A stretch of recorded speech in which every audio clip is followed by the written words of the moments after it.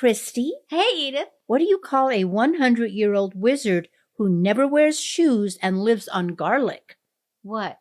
A supercalist fragile mystic hexed by halitosis. Could you sing that, maybe? That's great. Say that again. What is it again? It's a supercalist fragile mystic hexed by halitosis. That's great. Lovely. Hi, I'm Christy. And I'm Edith. We're backyard gardeners from Colorado. And neighbors. And friends. And we love sharing our gardens with you. We're not experts. We just learned a lot about gardening from the mistakes we made along the way. So welcome to Upside Down Tulips, a spring episode. A fun podcast that celebrates gardening gone wrong. Don't hesitate to tell someone winter's over. Just spring it on them. Upside Down Tulips.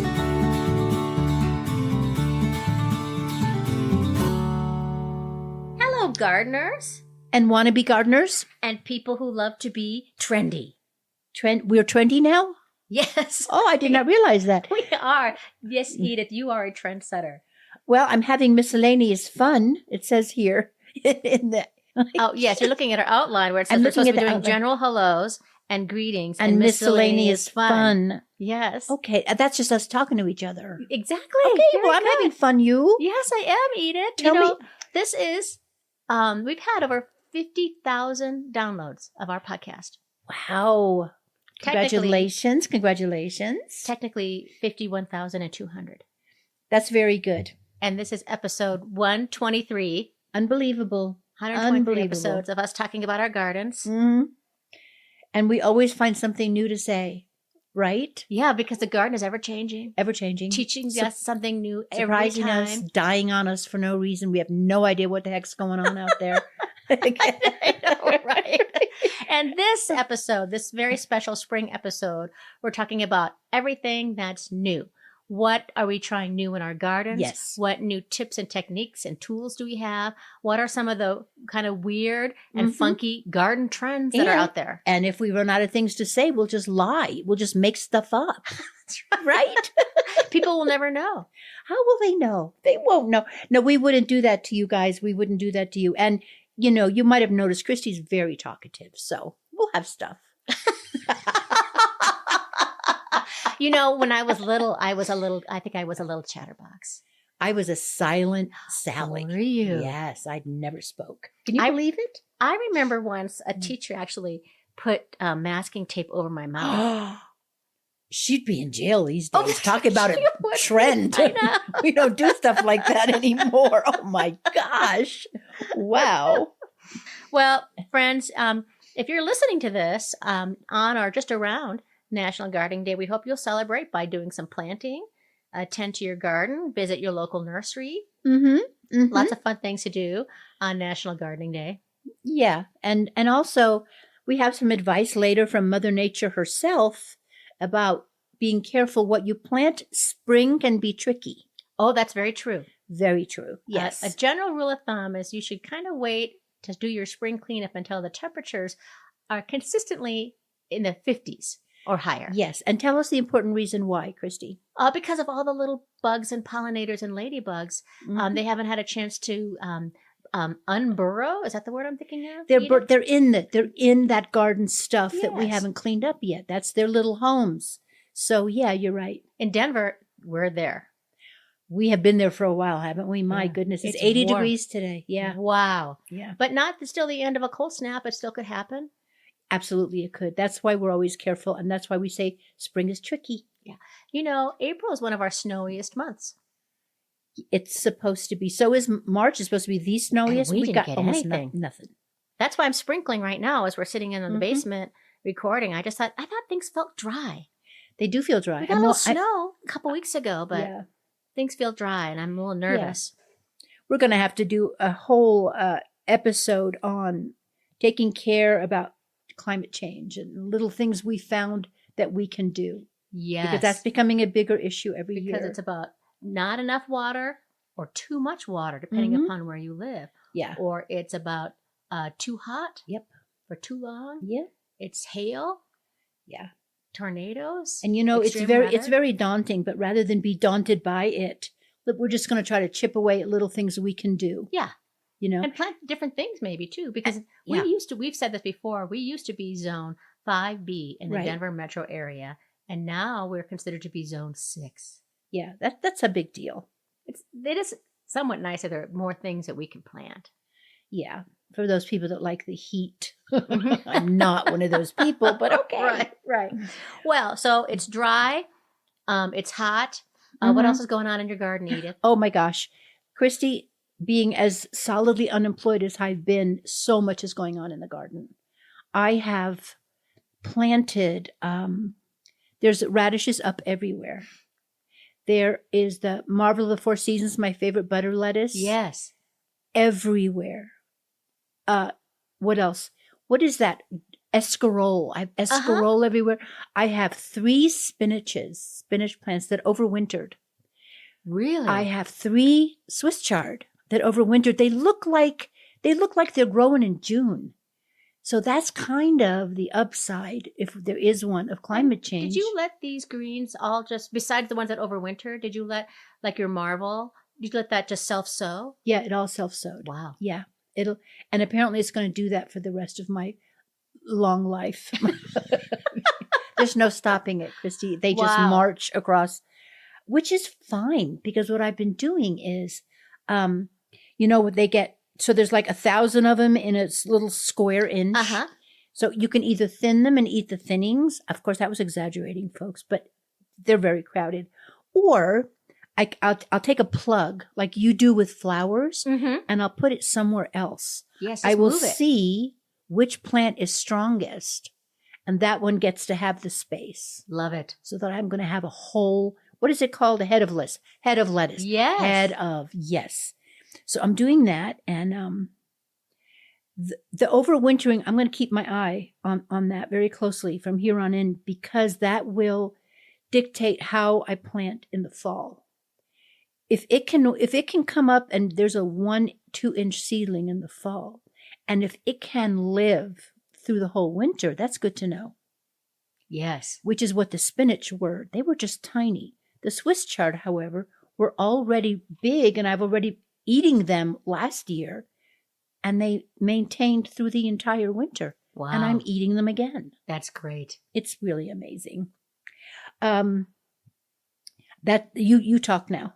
Oh, okay. Well, I could say this is that I have some greens that are coming up in the vegetable garden. I planted these. So I planted romaine lettuce and spinach, and I planted maybe 2 weeks ago, and I have little baby seedlings coming up on all of them. So that sounds really great. And I've been doing my garden cleanup, which is, I just always feel behind on this stuff. I feel like, it just seems like, was I just doing this just a little while ago, doing the spring cleanup, and now I'm doing it again? And here it already is the middle of April, and I just feel, I feel behind. What about your winter sowing? Have you done that? Oh, yes, I have winter sowing. And, I did mostly perennial flowers is what I started with. And everything came up. So everything has a little bit of green in it. Though I did notice that there's a little bit of mold happening in my milk jugs. And remember, folks, if you don't know what winter sowing is, just look up episode 25, which is take out your milk jugs and learn how to winter sow, which is an outdoor method of seed starting. And I will now start doing, now that it's mid-April, I should be doing this. I should be doing veggies, and I should be doing tender annuals. So maybe after we're done recording, I'll pop out and do some more germination. Let me add. So I have zinnias. I winter sowed zinnias. They're not up. The only thing is up is one scrawny looking leek. And I have one scrawny leek. It's just one little scrawny. Yeah. When did you winter sow the zinnia? I believe I winter sowed them in February. That might be a little early for them. Oh, so I should redo it. Yeah, or just wait and see, because zinnias they're not so they're hot. Yes. So I might start doing zinnias maybe in end of April, early May. I might winter sow. Do you direct plant zinnias? I do that too. Yeah, you could just direct sow them. Absolutely. Yeah, absolutely. Okay. The one thing I like about winter sowing the zinnias is that then I just feel like I just have better control over them. So I do have lots of flowers blooming. Do you have any flowers blooming? Oh, yes. I planted all kinds of tulips. By the way, when you said you like to have control over them, I thought Christy, the plant dominatrix. I get dressed in my leather. I get my whip out. Christy, my write a pod play about that. Hey, there you go. So yeah, I've got tulips up, and the daffodils are already done. Yeah, my daffodils are also done. Yeah, because of the heat, right? Yeah. All of my morning glories, they came out really early, and then we had a cold snap, and they all died. But but it doesn't matter because there's millions of them. Yeah. So they're all coming up again. I have grape hyacinths that are blooming all over the yard, which I love those. I love those things. Yeah. And I have my vinca vine is blooming. And one thing I have a lot of blooming is dandelions. Holy crap. Yeah. I looked out today and I told my handsome and handy husband, close your eyes. Don't look at the front lawn because there's hundreds of dandelions. And the vegetable garden is full of dandelions. Well, what happened? Did they go to seed last year? Probably, You were so busy. You got so busy. I did. So there's a lot of dandelions to take care of. And then I also noticed I had a lot of plants. Did you ever notice this, Edith? Like you look in the spring and just one plant just exploded. Like it just reseeded all over the whole yard. Mm-hmm. Sort of like your Marvel lettuce. But I had angel hair, ornamental grass, just ripping it out. I put it in a box. I put it at the edge of the driveway and I said free. And somebody just took the whole box. There may be like 10, 15 angel hair in there. I said, well, good for you. Okay. Also, lamb's ear totally exploded. I noticed that on the way in. Yeah, it's I got to get rid of it. Everywhere out there. So I'm going to have to dig it up. I'll just put it on the side, one person's treasure is another person's treasure. Also, I had a lot of poppies, catmint, Jupiter's beard, bachelor buttons oh man, the vegetable garden is full of bachelor buttons. I'll pick them up and I'll move them, but I'm going to just end up putting a lot in the compost pile. But I've been harvesting a lot of chives and parsley, which is nice. Oh yeah, my parsley's not big enough. I forgot to say my peas are up. Oh, that's good. My so far the very best looking are what's called Amish snap peas. They all came up, and they are, how high is this? This is like 4 inches? 4 inches high. Wow. Yeah. Now, do you train them? Do you grow them up? On a trellis, yeah. You do? Okay. I do. Well, depending on the breed of pea. The breed of pea. Is that right? Yeah, I think that's fine. Variety of pea. But even that sounds funny, really. Okay, so there's some now that you don't need to stake. I just can't grow them anymore. Pea. Why? What do you mean? I do it. I plant them on St. Patrick's Day, and for some reason they just get soggy. They never come up. I haven't had a successful pea in years.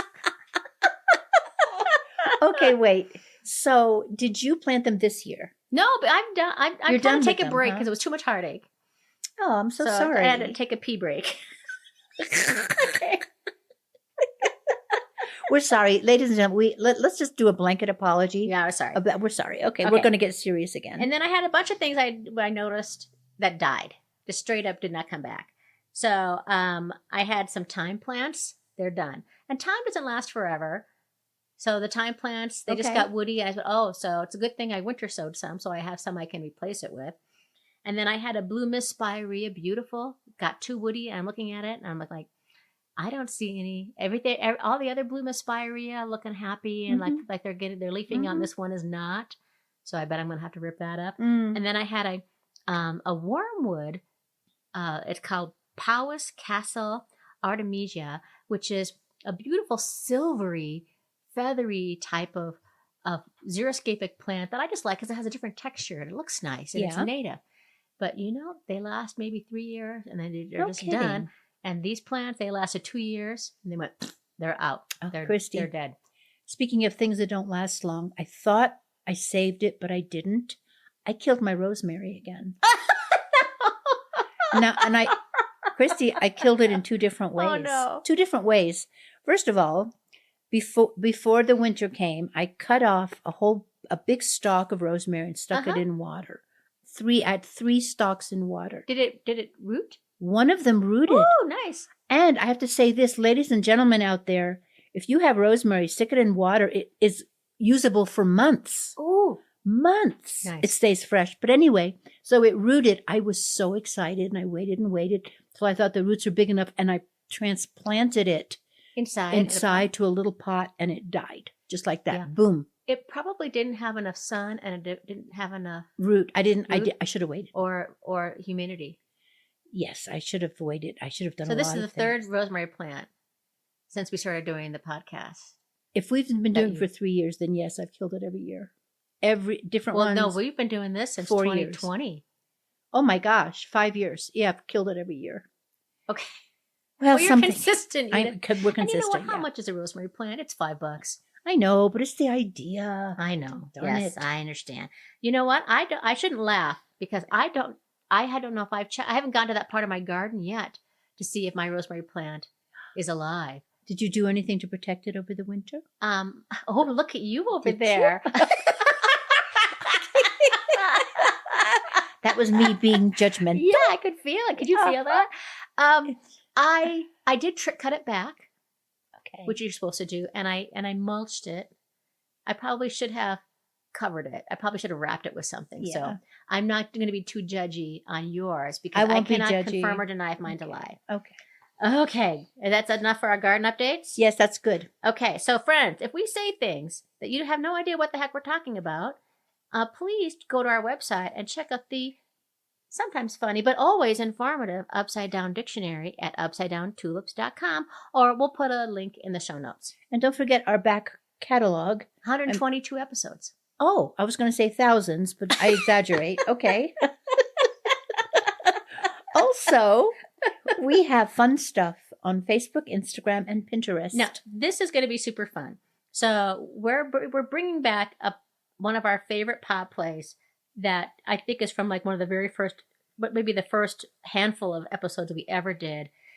This is Edith in one of my favorite characters as Mother Nature. Enjoy.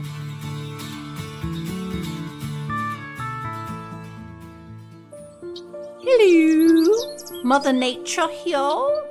Have you heard of pluots, plum cuts, blueberries, and blood limes? No, they're not infectious diseases. What about ugly fruit, brachyflower, or limequat?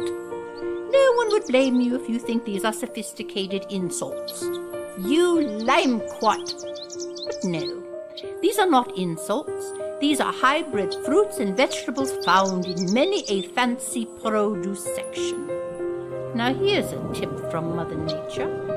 If you're standing in a produce section and feel stupid because you have no idea what anything is, maybe get out of there. Shop local. Go to a farmer's market close to you.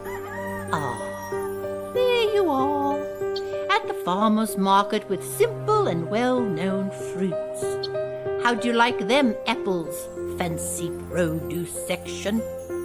Brought to you by Shop Your Local Gardeners and Farmers. So it's spring 2025. Let's talk about what's new. And what are some of the, first of all, let's start off, Edith, what are some of the new lessons that we have for our spring gardens? Okay, well, could I mention like a mistake that I made last year? Yeah, that is our brand. Yeah, and I just keep doing it. So last year I planted, somebody gave me a seedling, in fact, 2 seedlings of something called orach. I think I'm saying it right. I know, you look puzzled. So was I. I'm puzzled. I took the seedlings and then I Googled them because I didn't know what they were. They are a spinach substitute that can tolerate the heat. I remember we've talked about this before. Yes, because I was all excited about it last year. I remember talking about it. Well, I think it was a mistake because what I did was I remember too late that Google said, whatever you do, don't let it go to seed unless you want a field of orach, which, by the way, is bitter tasting. Well, so you don't even like the taste. I don't even like the taste. So I did let it go to seed. Orach. I have been pulling it out. Oh, no. And it's one of those things, Christy, it's unbelievable how fast it grows. One day, I go to the garden every day. One day it's not there. The next day is 1.5 inches big. No kidding. No kidding. And it also is clever. It like disguises itself, like a weed. Mm-hmm. It'll go real close to something else so you don't see it right away. So I've been plucking that. So even when it's little, is it bitter? Yes, because I ate one the other day. I thought, well, maybe it's better when it's little. No, Wow. it wasn't. Maybe some people like that taste. I don't know. I also last year planted onion seeds that were too old. We'll get more into the viability of seeds in a bit. My Cherokee tomato was not very productive. I know you grow them. Yeah. What did I do wrong? Was it just a bad plant? What did it just not flower a lot, or did It just had hard. It was way late coming in, and it didn't have hardly any tomatoes, and they were very small. How were your leaves? Were your leaves all green and lush? They look green and lush. Okay. I wonder if it was the fact that the hail came and battered it. Didn't that happen last summer? That was 2 years ago, Edith. That we It had the didn't hail last summer? Yeah, sorry. Really? Yeah. Okay. Last year, I don't know. I mean, I know we live a couple blocks away from each other, but I did not have any hail on my tomatoes last year. Okay. Well, I'm gonna try it again because I love those tomatoes. Yeah, I do but, too. You know, you just never know. You just can't. Really I did have a lot of green tomatoes last year that I pulled and I brought in. Yes, me An too. awful lot. Mm-hmm. So. And then did you forget about them till just now? I did have some tomatoes. I did confess in the winter, I did have some egg tomatoes. I certainly did. But I did pretty good. Most of them I roasted and I put in freezer bags because I didn't have time to can. Right. And in fact, I just pulled some out of the freezer the other day because I thought, well, I got to eat all these tomatoes so I can have room for the new tomatoes. Right. Which, don't come for months and months, but okay. Right, sure. I got to wait till July. Yeah, don't panic. That's true. You know what? That's good advice, Edith. Don't panic. Don't panic. There's a long time before fresh tomatoes. And the other thing that I loved so much, and this, again, somebody gave me, it might have been you, a seedling for a ground cherry. I gave you a seedling a couple years ago. Well, somehow I got one last year. Okay. Anyway, this Mine is the died. most delightful thing ever. It crawls along. It looks like lace on the ground. It doesn't go high. It just goes spreading out. Every single cherry is wrapped in paper. I'm not kidding. Like tomatillos. Oh, nice. So that when my granddaughter came over, she could pick them. They're way down there. She's little, so they're way down there. And she could take the paper off, and they're perfectly clean. Anyway, I absolutely love them. She ate them all, so I didn't have a chance to make jam or anything. Fine. Yeah. But she ate everything she could get her hands on, and they are wonderful. Yeah, I had some that somebody gave me, and then I gave you some of mine, and mine died. So maybe if you have seedlings, I'll try another one. Well, unfortunately, I'm out of seeds, but I did winter sow them, but they're not up at all. Oh, okay. So we'll see. We'll see. Yeah. I would have, though, given you some. I would have. I would have walked it over here. I know you would have. Yes, I would have. I know. Speaking of what's new, Edith, can I share some of my new varieties I'm going to try this year? I love new variety talk. Okay. Yes. So first of all, I'm very excited about a new variety of cosmos that I got. It's called Gazebo Mixed Colors, which is slightly different than what I usually get, which is usually it's called the Sensation Mixed. And what's different is that Sensation Mix will have white and it'll have a light pink and a dark pink. But look at these colors. This is white, kind of a medium pink, and like a deep burgundy. Pretty. So I'm very excited about that, about my cosmos. And then I also have 2 different kinds of poppies. And when I got these are botanical interests. I didn't know that they were annuals. I thought they were perennials. So I didn't know they were annual. These are ornamental poppies. This first one is called the Shirley, and it was developed by a reverend in Shirley, England in 1880s, which is where it got its name. And it's known for having a little white edge around the edge of the poppy. And so I'm kind of excited about this new different kind. And it says it'll self-sow. So even though it's an annual, I may just have it all the time. And then this poppy I'm really excited about is a type of Shirley poppy. It's called Mother of Pearl. And it's also known as a Sir Cedric Morris. And it was developed in 1910 by a painter named Sir Cedric Morris, who selected it for its subtle and muted color palettes. So it has all those different colors in it? Yeah, look at this. They're like It's like a soft pink, a peach, a white, a lilac, a gray. So it's all these, like a lemon. It's all these very muted, which is very different than like, the American Legion poppy or things like that. So it's all these muted colors. So I'm hoping that'll be cool. I also have trying a new foxglove blend, which is called Glocks and Flora blend. So I'm excited. My favorite flower, foxglove, is my favorite. I winter sowed these, so we'll see. And they seem to be doing okay. And I have, this is new. I'm growing lupines this year, Edith. Oh, wow. Which this is called the Russell's Hybrid. It's from a British horticulturalist from York in the United Kingdom who dedicated over 20 years to breeding lupins.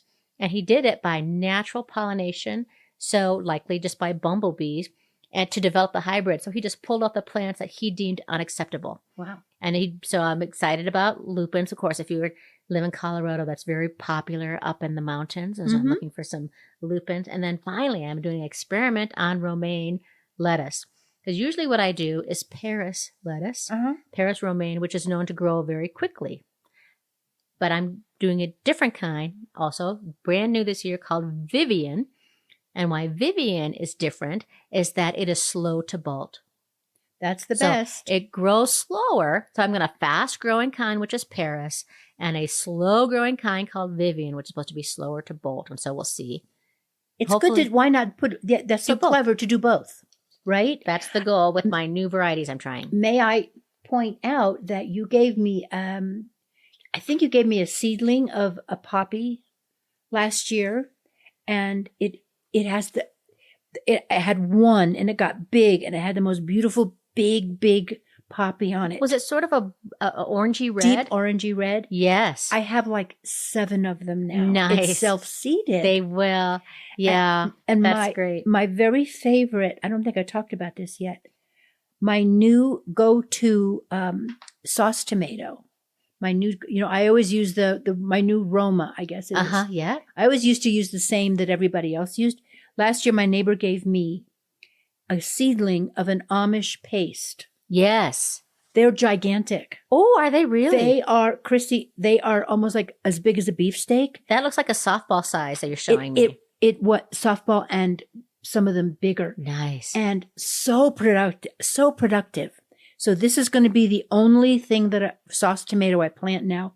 Made the best tomato bisque. Made amazing sauce. Are you going to grow it from seed, or are you going to buy a little plant? Or is your neighbor going to give you a seedling? I already have it seedling. Oh, great. I've been doing seedlings. I didn't mention that. I have a whole buttload of seedlings. Nice. Oh, good. And if I have an extra one, I'll give it to you. Oh, good. I might even have an extra, if you're interested. Yeah, of course. Yes, absolutely. Okay. I always like to have like 6 to 8 tomato plants every year. Mm-hmm. So, me too. Certain ones I always like to have, but I'll try an Amish paste. That sounds amazing. It's so good. Something new. What's new? Yeah. Amish paste for me. Amish paste is new for you. Good. What else is new this year? Edith, do you have any new tips or techniques at all? I learned did you know that if vinegar is listed on the ingredient label, you're not holding anything fermented in your hand? Did you know that? What about like apple cider vinegar, which has like the mother? That's not a fermented. You know what? I thought this can't be true, so I Googled it. And apparently it's true. Or maybe they're only talking about things like sauerkraut.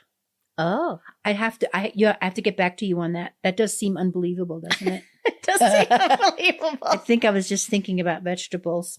Well, that's true because sauerkraut is fermented. Isn't that it's fermented, but you don't use vinegar. It's only salt. Oh, that's right. That was the whole thing. Yeah. So when you do pickles, for example, if there's vinegar, they're not fermented pickles. Oh, that makes total sense. Now it makes sense. Now you threw me there for a second with your investigative questions. Sorry. But I'm glad we cleared that up. And it also didn't help that I turned out the lights and put like a spotlight on you. That was kind of rough. That was a little rough. That was your dominatrix side coming out once again. Good. Well, that's good. I got a new garden tool.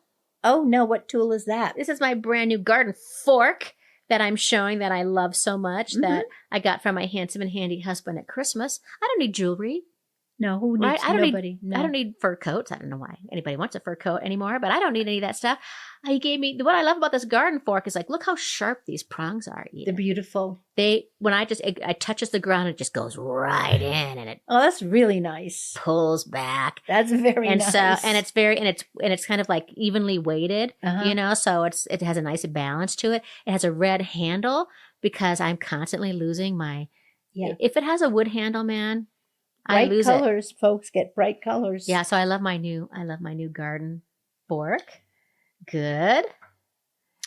Well, the only other thing is I have become more aware of the topography of my backyard because I've been noticing like where does the snow melt the last? What's frozen, the very last part that is frozen is going to get the most shade in the fall. Don't plant tomatoes there. Smart. Right? It's like your little microclimates. The snow is teaching you. Yes.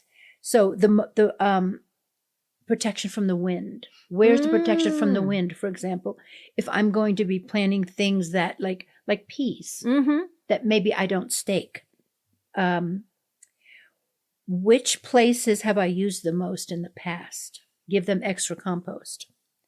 I try to think about using walls and fences as a heat source so that it reflects back on the tomatoes, which love the heat so much, tomatoes and peppers. And I also, like when I pick up a shovel of dirt, I think that the number of worms is an indication of soil health. Oh, absolutely. So I like to go around and do that. And if it has tons and tons of worms, then I know that it's okay. If it doesn't, then it needs some compost. I'm so impressed with your note-taking system, Edith. Oh my. And how you're keeping track and keep records of everything. Look at that. For the first time folks, you could ever. see these notes that Edith has. Yeah. I take notes about where I plant the vegetable garden, and that's about it. This is so helpful because now I know when I planted something, if it's not up by a certain time, I did something wrong. Rather than wait until it's too late to replant, trying to be optimistic. I love this method. This is the method I think that I should have been using decades ago. Wow. But I just started. Thank you. Impressive. Thank you. Well, we're going to come back. We're going to talk more about some garden trends.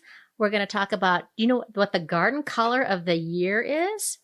Hold your horses, friends. We're going to reveal the garden color of the year. Okay. But first, we have a brand new Mother Nature pop play starring Edith.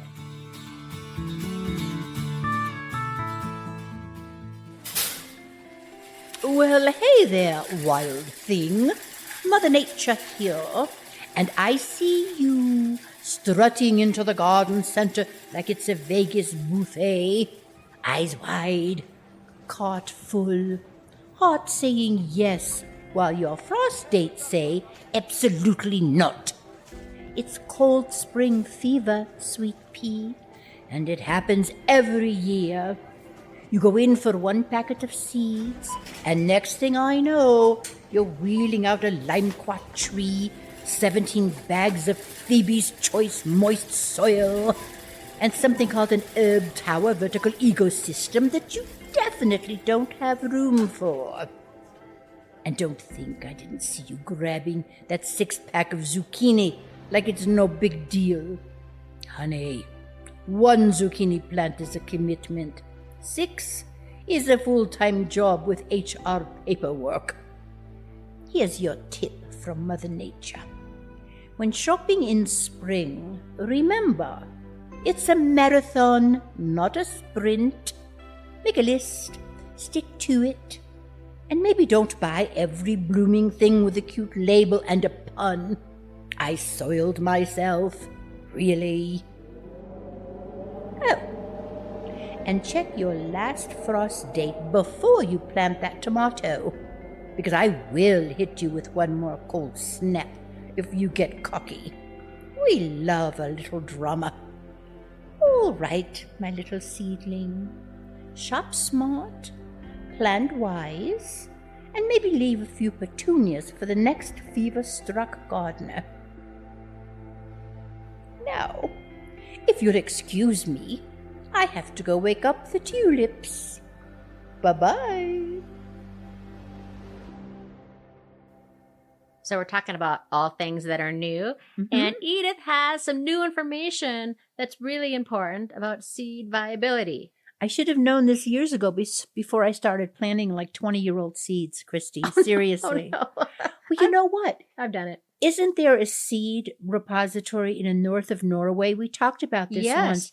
I wonder how often they do the changeover of seeds. Oh, that's interesting. But I think they keep it really cold also. Well, I do keep, okay, you're right. Yes, they keep it cold. Well, they don't last as long as I thought they did, although they have a range. So what I thought would be fun would be if you name a vegetable right now. Okay. Name a vegetable. Onion. Okay. And how long do you think those seeds are viable? I'm going to say, see, you got me scared. I'm going to say 3 years. I got her scared.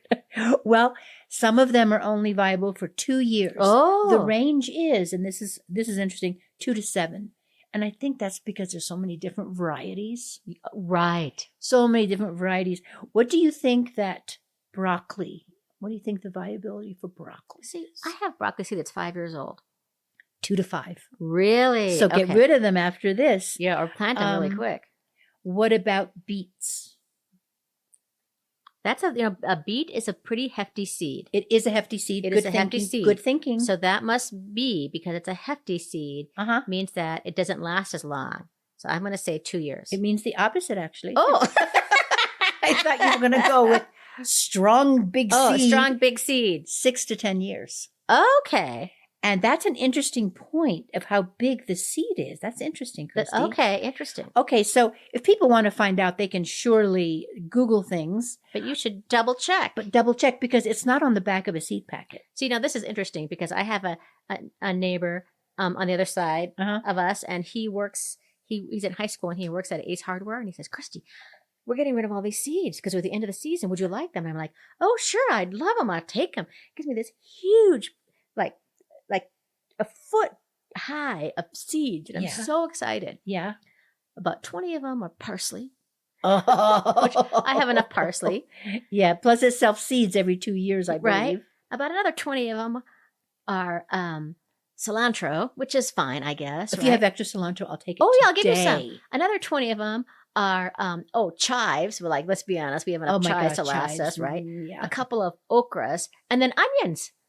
So if they're old, I'm going to give you a bunch of cilantro and onion seeds. Yes, please, because I don't even have cilantro on the list, but onion is 2 to 7.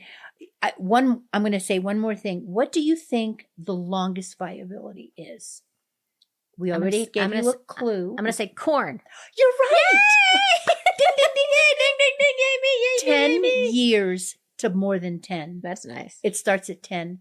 So that's good. Good to know. Good to know. Okay. Okay, Edith. Yes. Here's a question I have for you. Okay.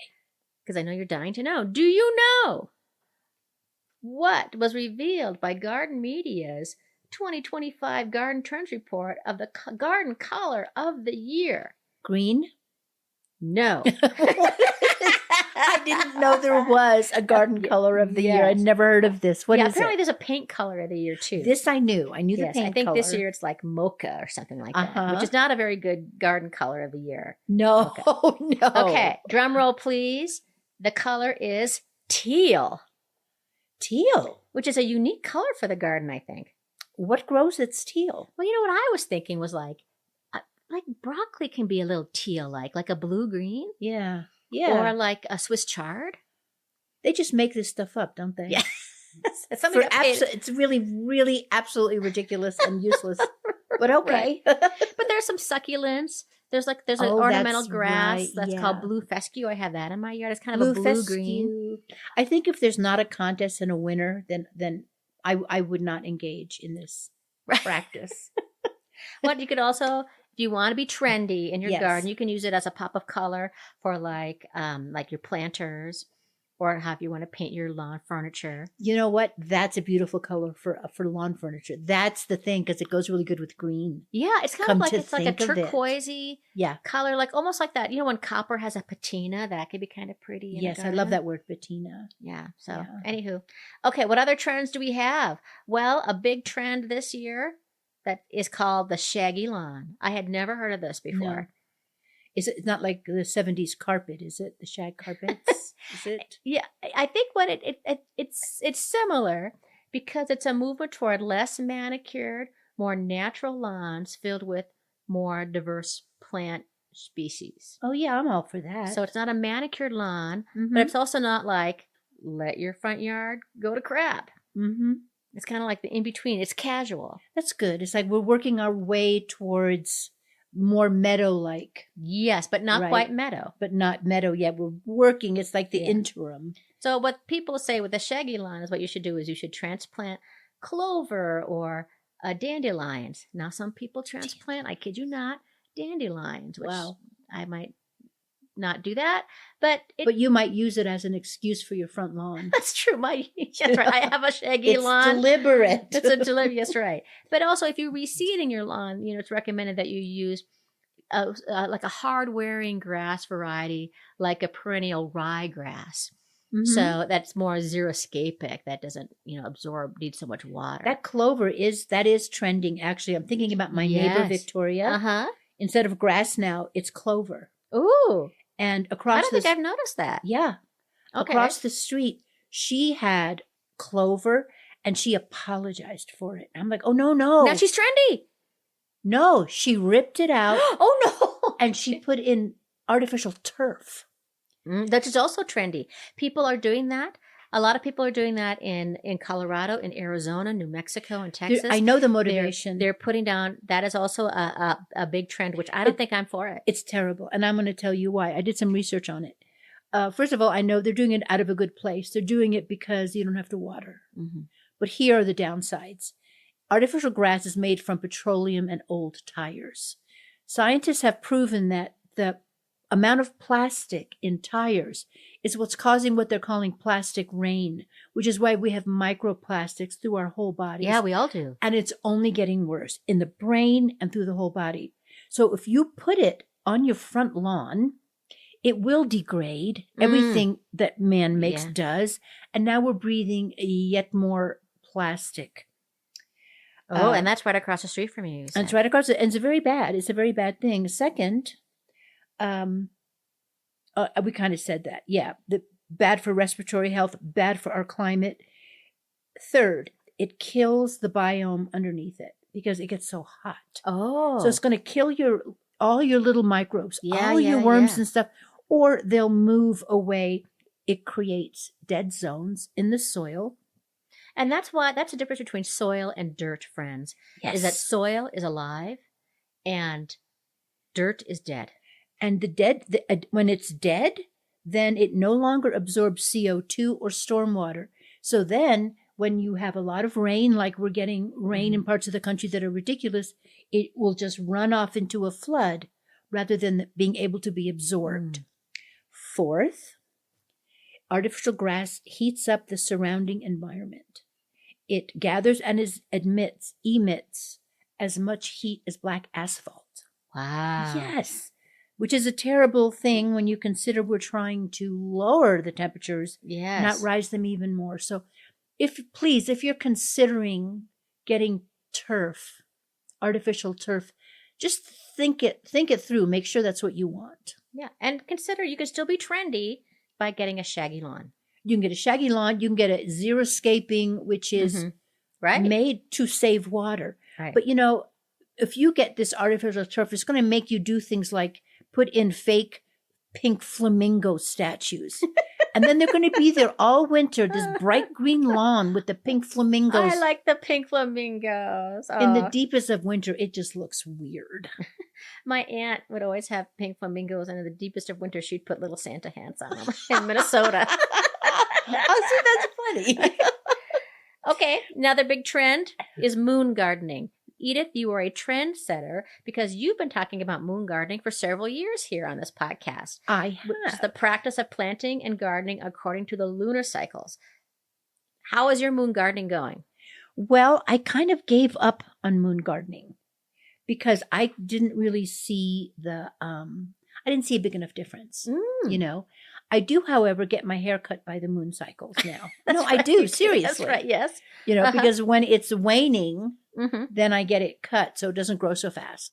This is how I was always picture you. I'd always picture you out there in the moonlight in a white nightgown for some reason. I don't know why, but that's what you're wearing is a long white nightgown with, a beautiful hat on. As though I'm a Victorian novel, of course. Yes. That's what I'll do. And the moon is shining Yes. in your garden, and there are little fairies floating around. Okay, folks, moon gardening doesn't mean gardening at night. It's not gardening in the dark. It's that if you plant things, if the moon is getting bigger, you plant things that go up. So corn, for example. Mm-hmm. If it's waning and the moon is getting smaller, you plant things that go into the earth like root vegetables. Mm-hmm. And I think if I had more land, I might try it again. Gotcha. Yeah, sure. But I think it's a cool concept, and people have been doing it for centuries. How do you feel about this garden trend, Edith, called plant parenthood, which is the phenomenon of treating plants, especially house plants, as family members? This is very popular among the millennials. So they will give all their plants names. Do you name your plants? Your house plants? A couple of them. A couple of them. They will also celebrate their plants' birthdays. Okay. I don't do that. Thoughts? Thoughts? Yeah. I think that anything that makes a person love a plant, I'm for that. Okay, great, I'm good. all for it. Usually what they'll do on the plant birthday is repot it. So that's always a nice thing to do. Is That's repot very on your plant good. birthday. Good. And then also seeking plant therapy. The plants are looking for therapy, or you'll bring a therapist in for your plants. So there's a growing band of plant whisperers who will help curate your indoor greenery so they can thrive in their environment and feel their very best. Bring in a plant therapist to your house. You mean like somebody who understands houseplants, who can water them? Yes. Like a garden? And talk to them. And that just sounds like what we do normally. To bring There's a somebody. soul side business, Edith, that we could be doing. That's very trendy. Why aren't we doing that? I know. We could be making money off of this. Good Lord. Okay. Also, what's happening in trend-wise is fire-resistant gardening. Have you heard That's this? good. Yes. Yeah. Oh, that's very good. Yeah. So this is designing and maintaining landscapes to reduce the risk of wildfire. So if you live in a high fire zone, or if you're in an area where climate change is, maybe put things at people risk. are making laws now that the shrubbery, etc., vegetation needs to be this far away from your house. Yes. Because that'll save your house. Yeah, absolutely. And of course, no fire is absolutely fireproof because, vegetation is going to ignite under the right conditions. But if you make sure that you have a high moisture content in your outside landscaping, if you limit dead vegetation around the plant, if you have open branching habits in your trees, so making sure that there's less fuel for fires. Oh, yeah. That make sure you keep those trees pruned. Mm-hmm. Because a lot of bad things can happen when they get full of dead branches. Mm-hmm. Plants that have the more extensive root systems they have, the more likely they are to recover from fire damage. So this is a whole new field of study that people are doing about fire-resistant gardening. I think that's nice. I think that's good. Okay. Really good. So some of these trends we like. Yes. Some of these trends were like a little goofy. For us. Goofy. We're interested to see what you folks have to say. Yeah, let us know what you think about all these trends. Yeah. What do you think of the colored teal in your garden? Yeah, but don't do it in a mean way. Like we're on this bitter Facebook group or this bitter neighbor thing. Have you ever go on those neighbors, this next door? Oh, yeah, that's a scary place. A scary place. We're not a scary place, folks. Only say nice things. Yeah, that's right. Okay. Yeah. Alrighty, good. And now for another pod play, but this one is about our very favorite topic, mulch.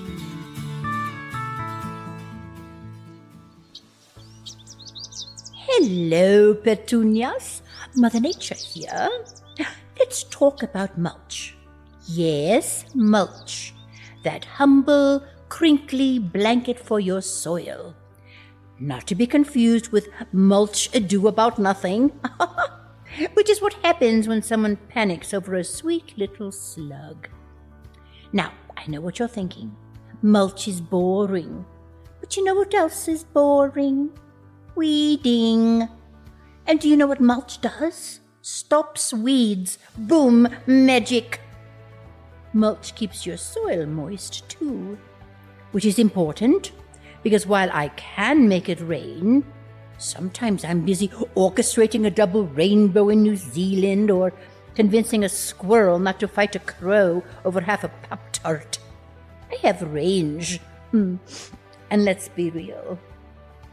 Nothing says I know what I'm doing in the garden like a fresh layer of mulch. It's like a cashmere sweater for your carrots, a snuggie for your snap peas. Put it down in the spring, and come July, while your neighbor's cucumbers are gasping like they just ran a marathon, yours will be lounging in a little mulch resort, sipping moisture through tiny root straws. So here's your tip from Mother Nature. Love your plants? Mulch 'em. Hate weeding? Mulch more. Got a nosy neighbor who won't stop judging your front yard? Mulch the heck out of it. Trust me, they'll be too impressed by your mulch game to notice the dead zinnia behind the mailbox. Until next time, remember, I'm Mother Nature, and I do not make house calls. Unless your compost pile starts talking back. Talking back. Christy? Yes, Edith. Something is tick-tocking. Do you know what time it is? I have no earthly idea. It's mailbag time. Ring, ring. There you go. Tick-tock. There. Okay. Okay. So this letter comes from our fan Christy in Santa Fe. Hi, Christy, Edith. We miss you and friends. I'm back, and if you haven't noticed, Christy. Been back for a while, but okay. My name is also Christy. I also want to point out that Christy and I spell our names the exact same way, which is rare because there's like 10 different variations on how one could spell Christy. So, Yes. She's our soulmate. She is. So my name is also Christy, and I absolutely love listening to you all. I've got a little garden business here, and while I work, I re-listen to older episodes, and I still get all the laughs and learn something new each time. So thanks for all the sharing. I just had to write and share that I pulled a Christy, a Christy Montour Larson, that is. I went out to my garage a few weeks ago. It is now March 12th as I write this, and I found a box of moldy tomatoes that I'd forgotten I'd put there in October. While we don't have an attic, I think it counts as the same. Whoopsie! Ha ha. I also want to share that I have a hydrangea in a pot that is in its 5th year of life, and I consider it one of my major garden wins. I got it when we lived in Denver back in 2021. We have since moved to Santa Fe, and she is still doing well. The thing that I have done to keep her alive are move her into the garage where we have a south-facing window and only water about 1 to 2 cups a week. I read that if you have snow, you should go out and make a snowball and put that on the soil and let it seep in. I've tried that a few times, but it's always been a dry winter here in Santa Fe this year.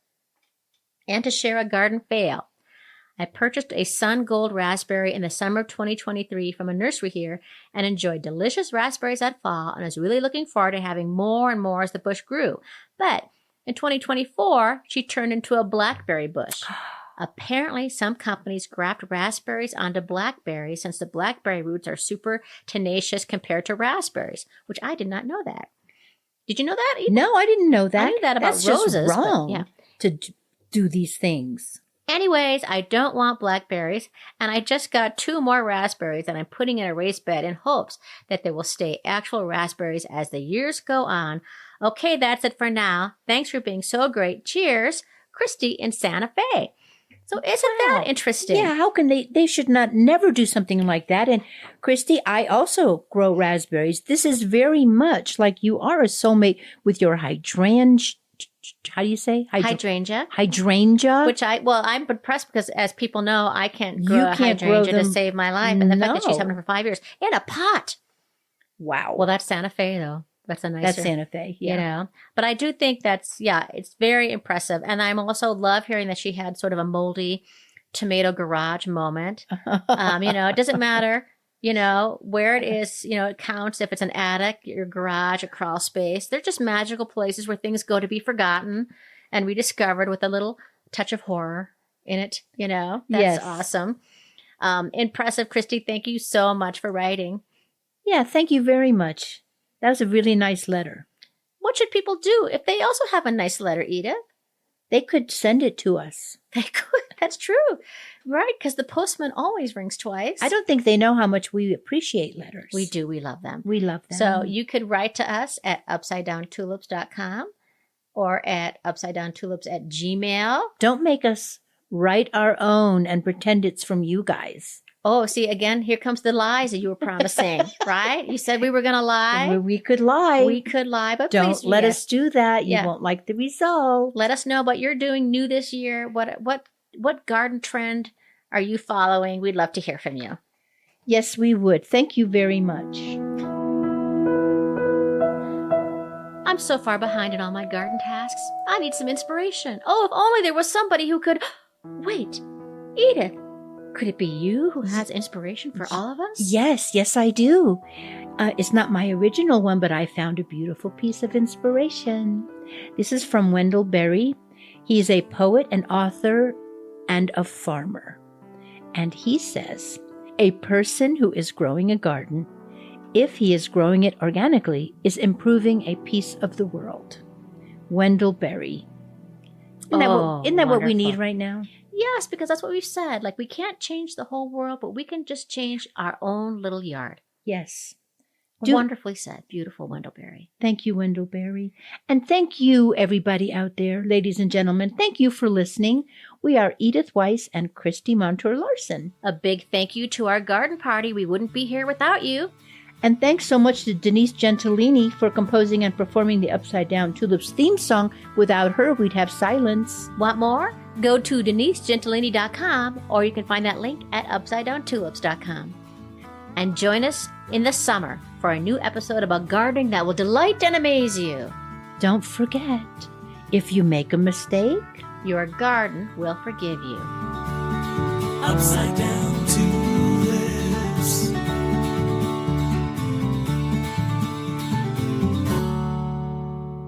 this is where we usually stop talking.